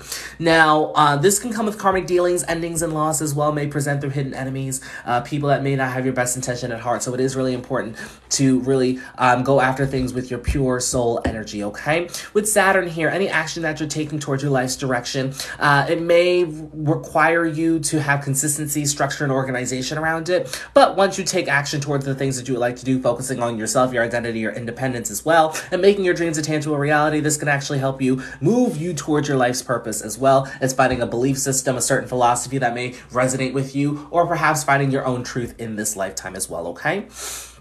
For your chart rulers, you have two of them. You have your Jupiter is in Sagittarius in that 10th house, and then you have Neptune and Capricorn in the 11th. So career, status, legacy, life's work, as well as friends, groups, networks, organizations, and the execution of your future endeavors will all be themes towards your ascension as well. Moving on, with Moon in Aries, watch for impulsive spending, frivolous spending as well. With Moon in Aries, be sure to face your emotions head on. Violent outbursts and lashing out can come from bottling up your emotions. We wouldn't want that now, would we? Okay? Emotional fulfillment can come through establishing your worth and value, material possession, but not equating your money to your worth and value as well. It can also come through giving back to yourself, finding a balance between giving and receiving, and self-replenishment as well, filling up your own cup. With Aries in the second house, just be sure not to over-obsess, since Mars has an influence here, to over-obsess over money, or to just walk into any opportunity for the sake of money as well too, okay? Now, there is a square between the 11th house and the second house. You may feel as though that you don't have enough resources to manifest anything towards your future endeavors, any goals, dreams, wishes that you may have. You have all the resources. Wow. You have all the resources that you need at this time to move towards that next level. It's a process, you know, so you have everything that you need to get to that next level, to get to that next step, okay? Because there are things that are going to happen on your journey that you're meant to learn and things like that. So it's all going to come over time, you know, but it's not going to happen immediately, you know, like you would want it to with Aries energy here, okay? Moving on, nothing in Taurus, nothing in Gemini, nothing in Cancer, nothing in Leo. Just making sure. Okay, so we have Mars and Chiron in Virgo in that 7th house there. There could be wounds around relationships, partnerships, interpersonal connection, business contracts as well. With Mars here, there's a lot of energy and drive towards these themes, but there could be a lot of impulse energy around these themes as well too. So it's really important, especially around contracts, to dot your I's and cross your T's, as well as not rushing in or out of relationships that may or may not serve you. You definitely want to face that head on, any issues, okay? Any interpersonal situations that may happen, like one-to-one, be sure to keep that within the one-to-one dynamic instead of bringing other people into the specific situation, okay? That can cause frustration, conflict, and tension. Having a relationship with yourself, best relationship that you can have, can actually help you to establish balance with that axis as well too. But once you have that relationship with yourself, that actually helps you to heal yourself, but to heal other people too. With Chiron and Virgo, this can also bring runes around critique, criticism, and perfectionism. Perhaps other people may not like how you present yourself. You may present like you have it all together, even if you don't. But other people may project onto you because of how you may present yourself, how you may come off. It may be a little too, it may come with a little bite, may be a little too harsh for their liking per se, but you don't have to change yourself for other people. So focus on your own personal development journey. Focusing on being the best version of yourself that you can be also helps you to heal yourself and to heal other people. Also, it helps you to execute any future endeavors that you have for yourself, because you may yearn to be understood in connections. You definitely may yearn to have a connection at some point, and it's going to happen, but you need to look at relationships, partnerships, and interpersonal connections from a realistic perspective, okay? Because you yearn, as I said, you yearn to be understood, but you need to understand yourself first, okay? You also may benefit from having a friendship before it turns any more serious, I should say. I used to feel that way, but not anymore. I know things will work out for my highest good. I know that's right. Nothing in Libra. We have North Node, Venus, and Pluto in Scorpio, as well as Jupiter. Is Jupiter? No, Jupiter's in Sag. Okay, so we have Pluto, Neptune, and we also have, Pluto, North Node, and Venus as well. With Venus, North Node, and Pluto in Scorpio, it is really important that we're not over-obsessing over our philosophies, our belief systems, finding our own meaning of life, and taking action towards our life's purpose. It is going to happen for us, okay? Other people can definitely be of assistance here, so just be open to listening to other people's perspectives. With Venus and Scorpio, in terms of relationship, you yearn for somebody who has a similar belief system to you. You do yearn for that deep connection with intimacy and vulnerability as well. Just be sure here, fated events will happen around your belief system. Don't be too dogmatic in your belief systems here. Definitely keep an open mind. That way you can expand. That's what's going to help you to step into your power, as long as you don't over-obsess with it, okay? Moving on to your 10th house, we have MC, Sun, Mercury, and Jupiter here too. Wait, is Pluto in Sag? No. So we have Jupiter, we have Mercury, we have the Sun, and we have the MC. Okay, so major focus here is going to be on really figuring out your belief system, but then sharing your story with other people, especially with Mercury's influence here. You're meant to share your experience with other people of what you've been through. Now, with Jupiter here, there's going to be a lot of opportunities to do this. Thank you for the gift. Thank you for the heart. It is just going to be important for you to watch, knowing your audience, like watching out for saying certain things, because certain people may not resonate with it. Watch out for the lecture energy, the preachy teachy energy, because people just want to know what you did to get to where you are now. Your beliefs speak for itself. Jupiter in Sagittarius is a very prominent energy that I can see naturally without me having to know much about the certain person. It's because Sagittarius and Gemini, they express their energy a bit different, so you kind of know their energy from a mile away. Oop, didn't mean to do that. But part of your mission in this lifetime is to point the collective in a spiritual direction. So this means that sharing your story, putting your experience out there, is actually going to help people to figure out their own belief system, to figure out what their life purpose may be, and to take action towards that to expand, okay? Moving on, we have Neptune and we have Uranus here, last but not least. Now, Uranus here, you have a lot of innovative and progressive ideas to execute towards your future endeavors. Just be sure to look at that from a realistic perspective with Capricorn's influence here, because Neptune here can give you a false illusionment, okay? But paying attention to friends, groups, networks, and organizations, because karmic relationships or karmic lessons could be presented through these themes as well. But with Uranus can bring sudden shakeups to friends, groups, networks, and organizations if in the case that we're not paying attention to make our dreams a reality, okay? But that's all I'm seeing for your chart for the most part. Thank you. All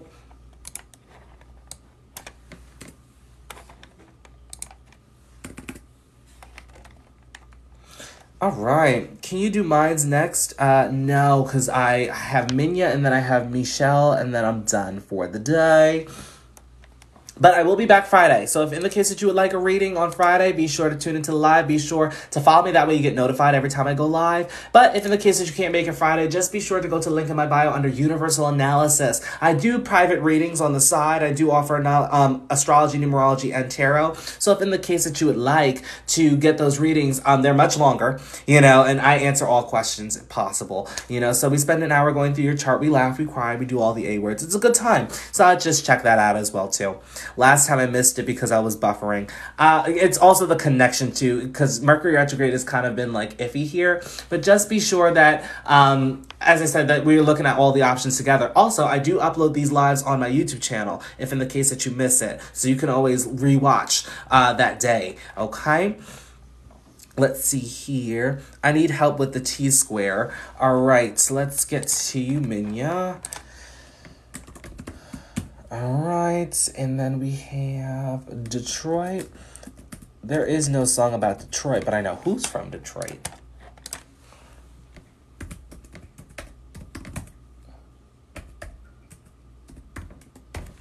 All right, let's see what's going on here with the T-square, because we're going to debunk it. Yep, I see what you're talking about. There's a song about Detroit. Really? What song is there about Detroit? I'm sure there is. I just don't know it at this time. All right, let's see what's going on down here. All right, Sun 20 Leo, Moon 6 Leo, Mercury 17 Virgo, Mercury's at a critical degree. Venus 12 Cancer, Mars 18 Gemini, Jupiter 28 Gemini, Saturn 20 Leo. Uranus 8 Scorpio, Uranus is at a critical degree. Neptune 13 Sagittarius retrograde, Pluto 12 Libra, North Node 17 Libra retrograde. Chiron 5 Taurus retrograde, Ascendant 0 Scorpio, Ascendant at a critical degree. MC 6 Leo. It's called Hello Detroit by Sammy Davis Jr. Oh, really? Okay. I'm going to have to look it up, because I don't know that song. Let's see here. Okay, Scorpio Ascendant, just making sure. All right, so part of your ascension is to really prioritize your healing journey, going below the surface, accepting the darker aspects of life, making peace with your past, letting go of what no longer serves you, and letting go of what no longer is in alignment, which in turn puts you in alignment with your dharmic path. All right, it also requires you to step into your power, not over-obsessing over the themes that I just listed, as well as your self-independence, taking action towards your life's direction and identity as well. Okay, with Uranus here, Uranus definitely may not let you get comfortable until you are manifesting your dreams to make them a tangible reality. It can also bring sudden shakeups if you're not paying attention to your lessons here, okay? But you do have a T-square here, and we're going to debunk that for you right now, okay? There is tension in regards to how you may perceive your career status, legacy, and life's work to be juxtaposed to who you are, may not fit your true identity. You may have to be another version of yourself, but it may not be true to who you are. Perhaps there are inner conflicts and tension there. And this also could deal with how other people may see you as well too, or just on a one-to-one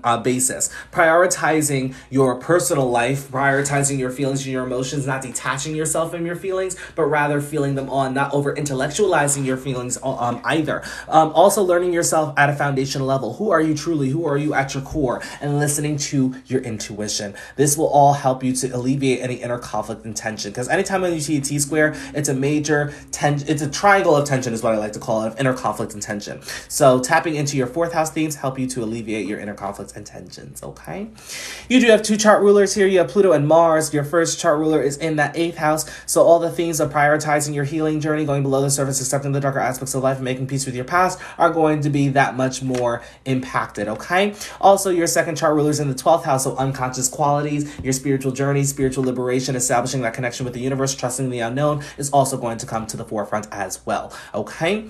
Moving on, we have Neptune and Sagittarius. You may yearn for financial stability, can actually come in for you. Once you ingress on your spiritual journey, definitely once you make progress on that can actually bring some opportunities for you to make some income for yourself. But you also may yearn to establish your worth and value as well too, because other people do see your value. Just be sure that you see it within yourself. Tapping into your belief system, your philosophy, finding your own truth in life, as well as taking action towards your life's purpose can definitely help you to establish your worth and value here too, okay? Moving on, nothing in Capricorn, nothing in Aquarius, nothing in Pisces, nothing in Aries. We do have Chiron and Taurus in the 7th house. Wounds around relationships, partnerships, interpersonal connection, business contracts that definitely could have affected your worth and value. Just be sure that you are forming a relationship with yourself, best relationship that you can have. Also not staying in relationships that no longer serve you, toxic relationships as well, that we're not staying in those. Those actually help you to heal, not toxic relationships, but once you have a relationship with yourself and you're catering to filling back up your own cup and you're giving back to yourself, that actually helps you to heal yourself and to heal other people as well too, okay? Moving on, we have Mars and Gemini. We also have Jupiter and Gemini too. Be sure we're not rushing through your healing journey, because there's going to be a lot of wisdom that's going to be gained through that, and you're meant to share that with other people. Watch out for spreading misinformation and gossip with other people. It could be quite transformative for you. This could actually indicate an inheritance here. Just watch out for frivolously spending that or impulsive spending here too. But it also comes, as I said, wisdom. Usually for Gemini, it's more knowledge-based than it is money-based, but since it is Jupiter in the 8th, it could indicate an inheritance for you. Moving on, we do have, also you have an abundance of ideas too. Jack of all trade, master of none, and you'll always do it better than the master of one. Just be sure here that you are focusing on your ideas and really putting them out there, because that can actually help you to learn yourself more too, okay? Venus in Cancer, other people are meant to help you to figure out your belief system, your philosophy. Just be open to other people's perspectives. But I will say, finding a belief system that resonates with you emotionally or resonates with your emotional well-being will definitely favor here. Juxtapose something something that just sounds nice, but it doesn't resonate with you on an emotional level too, okay?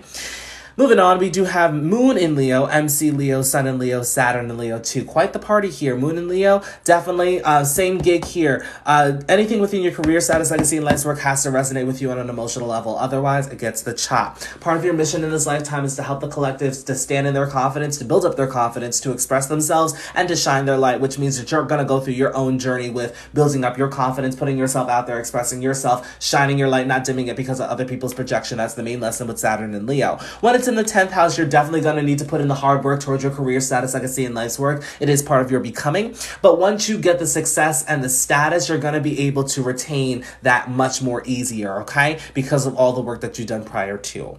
All right, moving on. We do have Mercury in Virgo. Just watch for self-criticism, criticism of others. You do have a lot of ideas here, so just be sure that we are utilizing those ideas. That way we can execute our future endeavors and turn them into a tangible reality. Now, Mercury in Virgo is at the apex of a second T-square that I'm noticing here. So tapping into building in your confidence, really expressing yourself, putting yourself out there, enjoying life for its fun and recreation, as well as catering to love, romance, and perhaps even children can help you to alleviate any inner conflict and tension that you may have, okay? I will say that you have the capability of creating the life that you want for yourself and executing any future endeavors that you want for yourself by yourself. But just be sure that other people are helping you out here too. All right. And watch out for over worrying yourself. Power can definitely come through establishing your spiritual journey, or at least establishing a connection with the universe, trusting in the unknown as well. Traveling to foreign lands can actually help with this as well too. Fated events can definitely happen through karmic relationships. This can definitely clear out some karmic debt, or perhaps clear out some subconscious energy, or make you more aware of what's on your subconscious, okay? There could be some unconscious qualities that may present through relationships here, but be sure to spend time by yourself. That way you can become more conscious about those unconscious qualities. They can help you to step into your power. But that's all I'm seeing for your chart for the most part, Minya. Thank you. How much for a chart read? They're going to be $15, but I'm not doing any more chart readings today. Michelle is the last one, and then I'll be back Friday to do readings, okay? All right, Michelle, let's get to you.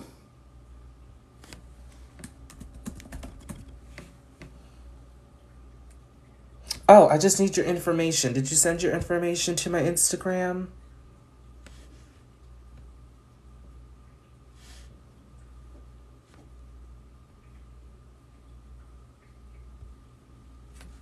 I gotta find your messages.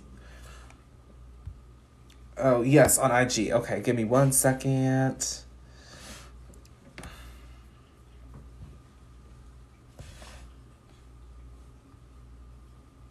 Oh, there we go.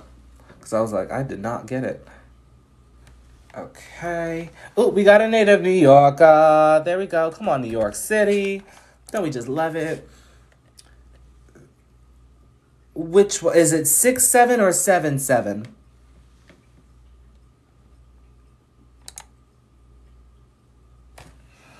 I'm gonna assume it's 6-7 because it does say Gemini here.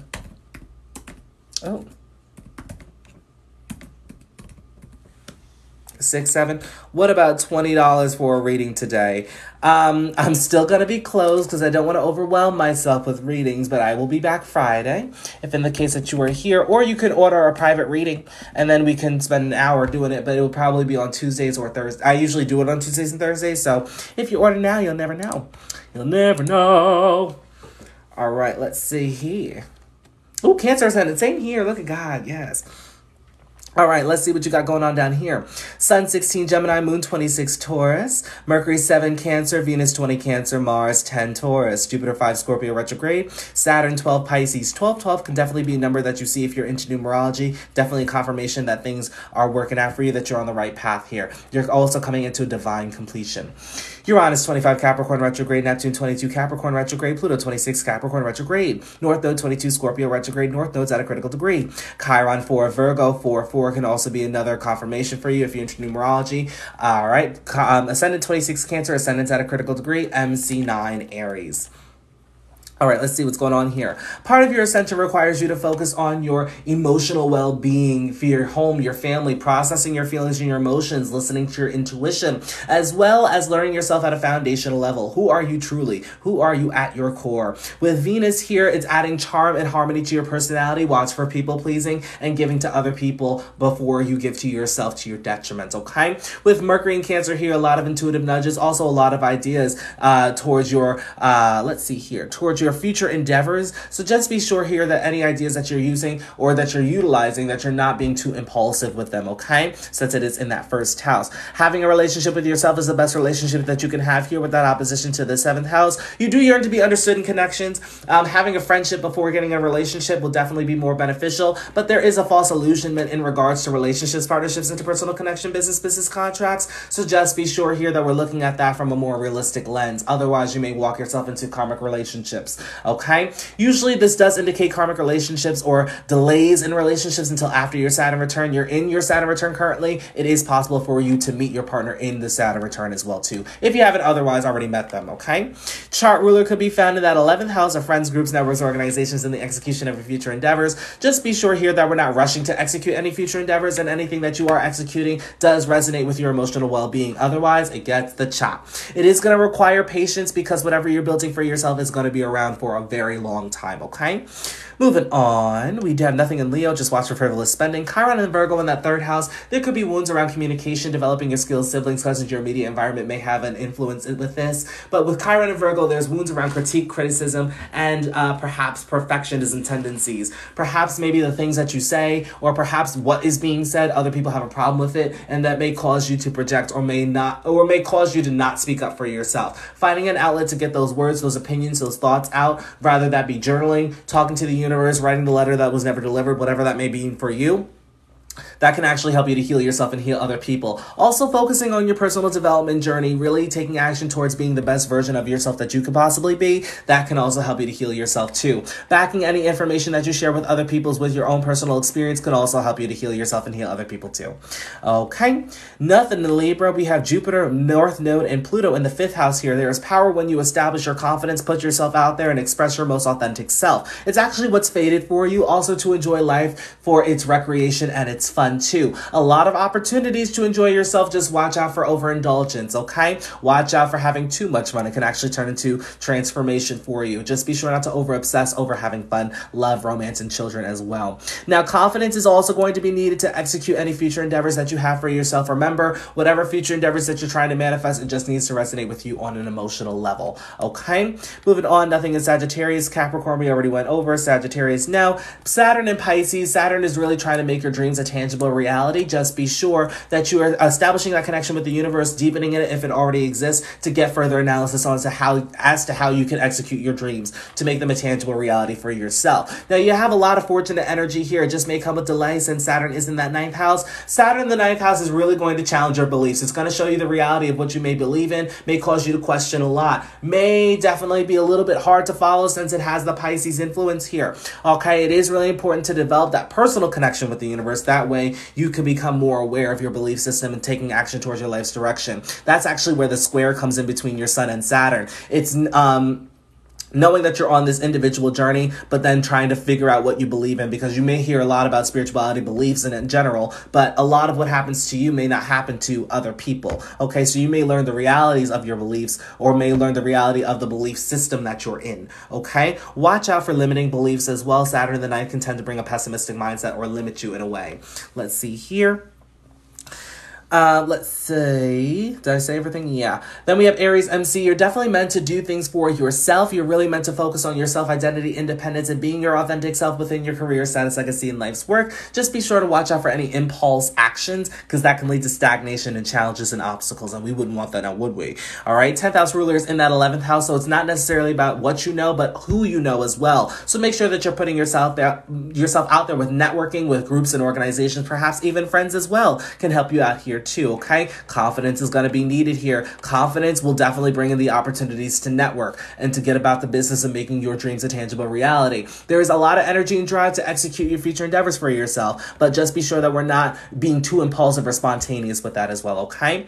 Last but not least, before I let you go, we do have Sun in Gemini here. Major focus is going to be on your spiritual development journey, spiritual liberation, definitely moving towards trusting in the unknown and establishing some faith for your individual journey for spirituality. Now, you will have a chatty subconscious, so paying attention to your dreams, your visions, anything that does come up to mind, because that can actually help you to figure out your life's purpose and to take action towards that as well, all right? But that's pretty much all I'm seeing for your chart for the most part. Thank you. All right, let's see. What does it mean? Moon in Aquarius, 0 degrees, 49 arc minutes. When you are done, of course, you can answer. Well, moon's at a critical degree. Just be sure not to over-intellectualize your emotions or detach yourself from your emotions, but rather feel them through, okay? Moon in Aquarius, you have a very unique approach to your emotions. Not saying that you're not emotional. You just don't share it because you're used to observing other people on how they may interpret your emotional well-being. So it is really important that you open up or share with the people that you feel close to or the people that may understand your emotional well-being as well, okay? But it is a critical degree, so paying attention to any transits that may cross over that Aquarius placement will definitely help you out. And it may affect your feelings, so paying attention to how you're feeling, especially when you're having the ingression through Aquarius. Now, Pluto's soon to cross over that moon placement. It will be over there for a while, okay? So definitely pay attention to your emotional well-being during that time because you're going to be undergoing through an emotional transition, an emotional transformation too. How to book the hour reading, go to the link in my bio under Universal Analysis, and you can book anything under astrology, numerology, tarot, or even offer combo services. But if you just want the hour reading, that would just be tropical or sidereal astrology, whichever one works for you, okay? But that's pretty much it for today, everybody. I hope you guys enjoyed. I will be back Friday to do readings as well. As I said, if in the case that you missed today, you can go to the link in my bio under Universal Analysis and book there. Otherwise, I will be back on Friday, and I fare thee well, all right? Take care, everybody. Bye-bye. Happy Wednesday. Take care.